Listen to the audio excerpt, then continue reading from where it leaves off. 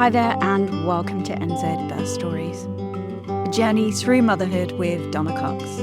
I'm Donna and I'm so excited you're here with me today. This podcast is all about supporting you through every step of motherhood journey, from pregnancy and birth to the ups and downs of postpartum life. I'm here to help you navigate the beautiful, sometimes messy, but always meaningful experiences of becoming a mother. With over 15 years of experience as a mom, a birth educator, a therapist, and a yoga teacher, I work with so many incredible women all over the world who are navigating pregnancy, birth trauma, and the emotional journey of motherhood. Whether you're expecting a new mum or you've been on this path for a while, this podcast is your safe space. The expert tips, real stories, and practical advice to help you feel confident, informed, and supported on this journey. So grab a cuppa, settle in, and let's dive into today's episode. I can't wait to share this journey with you.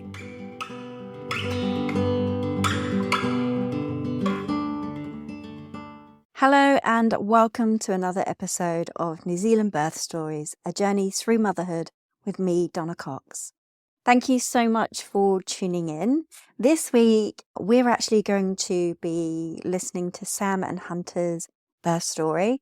I had the incredible privilege of working with this couple through their hypnobirthing journey. So Sam and Hunter attended a group hypnobirthing course with me in 2023. And I was just over the moon to hear the news that they had a baby girl, that even though their birth wasn't to their plan A, they still used all their hypnobirthing techniques to have a positive birth experience. So I just want to say thank you so much for sharing your birth story with us all. I'm going to be reading Sam's words and her story of Olivia's birth. So my husband and I attended hypnobirthing with Donna in August, but was due date of November. My husband and I attended hypnobirthing with Donna in August with a due date of November. We both really enjoyed the course and found it very useful. Using the tracks regularly throughout my pregnancy was a great way for me to connect back in and use that time to relax. So a change of plan from a home birth to a hospital birth. So we intended to have a home birth experience and picked up a birthing pool a week and a half before my due date. Later that night, I started to feel actual surges and contractions. I wasn't due yet, so I wanted to check that the contractions I was feeling were a real thing, not Braxton Hicks. So I downloaded a contraction tracker app. I was in a dark room using my breathing techniques and a TENS machine and was coping really well, just being at home, being relaxed, and using the tools and techniques that I'd learned on the course. When I confirmed that the actual contractions were a real thing, we telephoned the community midwives to let them know that I'd gone into labour. It was at this point we were informed that there weren't enough midwives to facilitate a home birth. And on top of that, the local midwife-led unit was also closed to minimal staffing at this point. So coping with a change of plan, this was not ideal and meant that when it came to it, we would have to travel 40 minutes in a car to the hospital, not what I had planned. I can only imagine actually what this would have been like for Sam. She was so focused on her home birth and she had a real clear picture of this is what she wanted. This is actually a big change of plan for her. So excited to see how she manages it. So thanks to Donna, we did not let this affect us, and I had an eye mask on throughout the journey to hospital. My husband Hunter was really supportive and informed the midwives at the hospital that we were having a hypnobirthing experience and requested a room with a bath if it was available. We were placed into the assessment room waiting for delivery room to become available at this point. Everything was going well. I was pretty calm. I was allowing Hunter to do all the speaking for me, of checking me in, filling forms, communicating with the midwives, So I was just really focused on my birth, using my techniques to remain focused and calm and withdraw inwards. I still had a mask on at this point. I still had my headphones on. So that definitely helped me shutting out the noise of the hospital. It definitely helped me focus. So Hunter made sure that the main lights were off and we put the bed to the max height, as I wanted to remain standing and active for as much as I can, but I also just have something to lean on. On arrival, they asked to do an examination, a vaginal examination, to see how far along I was. I said I wasn't sure if I wanted one, as I was scared that they would send me home. And it was such a long journey, 40 minutes to get there. I didn't want 40 minutes home and maybe 40 minutes round trip. So they informed me that they weren't going to send me home.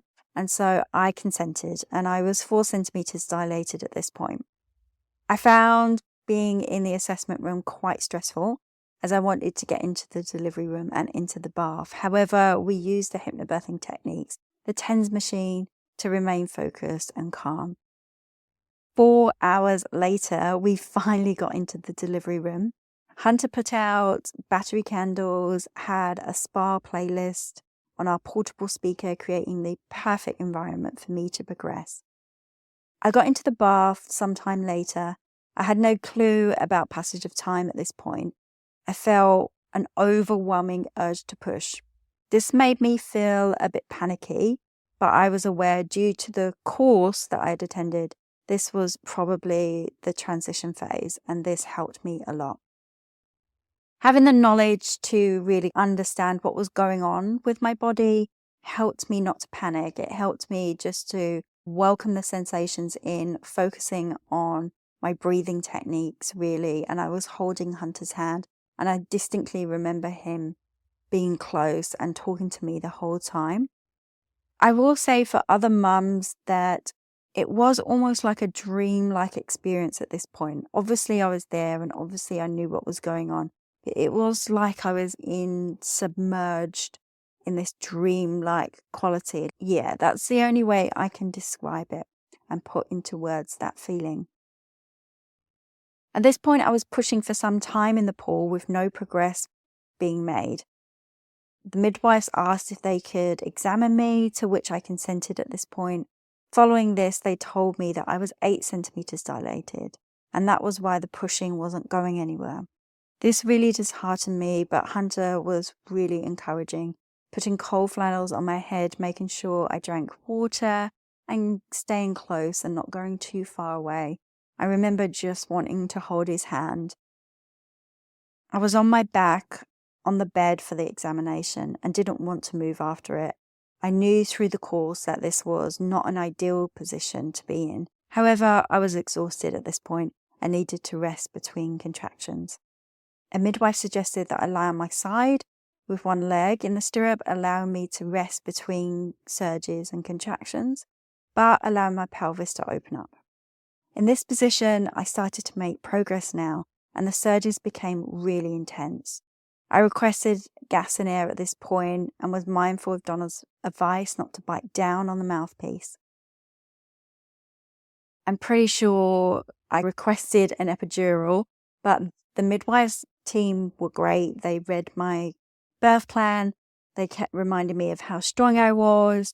Hunter kept reminding me how well I was doing, and somehow the time passed. Skye Olivia was born at 12:17. Our beautiful daughter, Skye Olivia, was born on the bed. I'm really glad that we attended the hypnobirthing course, as it empowered us both to have a natural birth experience we wanted. Although it was in a hospital setting, I'm super proud of how well I did. I'm super proud of how I managed the contractions, and I'm super proud of Hunter really advocating for me in the hospital setting, really staying by my side, keeping me calm, and knowing how to support me. I don't think I could have got through it without Hunter. That was Sam and Hunter's birth experience, a change of plan from a home birth to a hospital setting. Thank you so much, Sam and Hunter, for sharing that journey with us. It was really inspiring to see how you coped with that change of plan. It just felt seamlessly, that you wasn't scared, you didn't let it derail your experience. And I love that. I love that you use those tools and techniques to be able to do that. And also your birth education, it really shone through in parts of your story there. Your birth education came through in the knowledge of shifting between spaces and allowing and listening to your body the rest that you needed. Yeah, well done, Salmon Hunter. Thank you so much for sharing your birth story. I hope you are enjoying your beautiful daughter, Skye Olivia, and I can't wait for cuddles. Thank you so much for joining me in today's episode of NZ Birth Stories, a journey through motherhood with me, Donna Cox. I truly hope you found something that resonates with you and helps you feel supported on your journey. If you enjoyed this episode, don't forget to hit subscribe so you never miss another episode. And if you're feeling inspired, I'd love you to leave a review, share this podcast with other moms who might find it helpful. Remember, you are not alone on this path. You're doing an amazing job, Mama, and every step, no matter how small or how big, is a part of your unique journey. For more resources, including my antenatal classes, my hypnobirthing classes, and my therapy services, head over to my website, www.soulsisterstudios.co.nz. I'd love to connect with you. Until next time, take care and keep embracing this beautiful, messy, wonderful journey of motherhood.